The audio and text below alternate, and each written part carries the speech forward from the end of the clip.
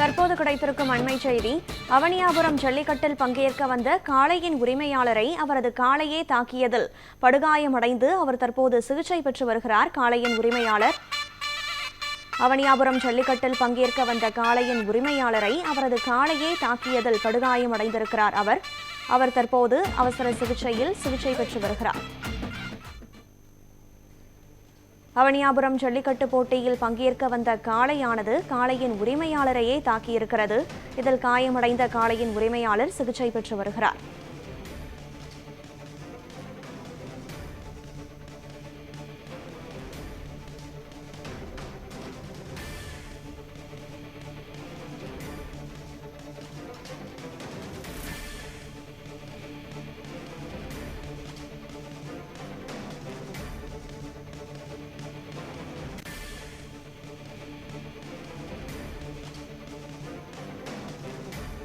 அவனியாபுரம் ஜல்லிக்கட்டு போட்டியில் பங்கேற்க வந்த காளையின் உரிமையாளரை அவரது காளையே தாக்கியதில் படுகாயமடைந்திருக்கிறார். காளையின் உரிமையாளர் அவருக்கு தற்போது சிகிச்சையானது அளிக்கப்பட்டு வருகிறது. அவனியாபுரம் ஜல்லிக்கட்டில் பங்கேற்க வந்த காளையின் உரிமையாளரை அவரது காளையே தாக்கியதில் காளையின் உரிமையாளர் படுகாயமடைந்து தற்போது சிகிச்சை பெற்று வருகிறார்.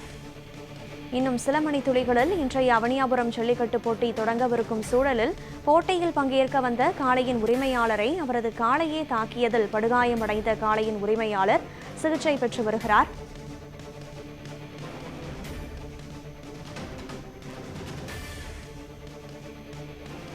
சிகிச்சை பெற்று வரும் காளையின் உரிமையாளரையும் அவருக்கு அளிக்கப்பட்டு வரும் சிகிச்சையையும் பார்க்கிறோம்.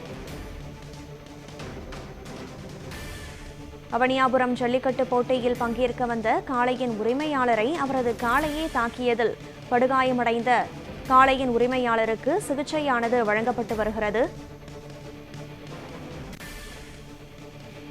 இதுகுறித்த கூடுதல் விவரங்களுடன் இணைகிறார் செய்தியாளர் பாண்டியன். இப்போது சிகிச்சை பெற்று வரும் காளையின் உரிமையாளர் யார்? இவர் எந்த ஊரை சேர்ந்தவர்?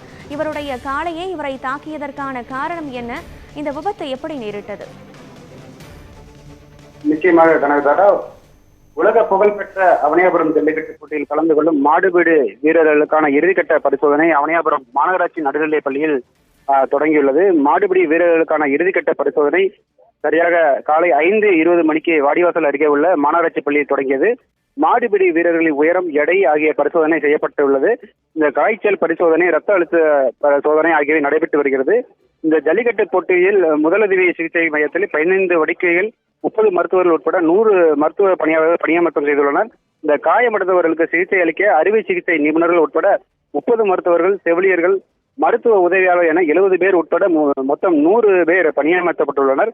மேல் சிகிச்சைக்காக காயமடைந்தவர்களை கொண்டு செல்வதற்கு சிறப்பு வசதிகளுடன் கூடிய 2 ஆம்புலன்ஸ் உட்பட 12 ஆம்புலன்ஸ்களும், ஆம்புலன்ஸ் செல்ல முடியாத இடங்களுக்கு இருசக்கர வாகன ஆம்புலன்ஸ்களும் 2 ஏற்பாடுகள் செய்யப்பட்டுள்ளது. இதனைத் தொடர்ந்து இந்த அவனியாபுரம் ஜல்லிக்கட்டு போட்டியில் கலந்து கொள்வதற்காக இந்த வந்த மாட்டின் உரிமையாளர் தேனி ஆண்டிப்பட்டி கிராமத்தைச் சேர்ந்த ராஜாமணி மகன் அஜய் அவரது காளையை அவரது நெஞ்சு பகுதியில் குத்தியதில் காயமடைந்து சிகிச்சை மையத்தில் முதலுதவி அளிக்கப்பட்டு மேல் சிகிச்சைக்காக மதுரை அரசு ராஜாஜி மருத்துவமனைக்கு அழைத்து செல்லப்பட்டுள்ளனர். கனகதாரா,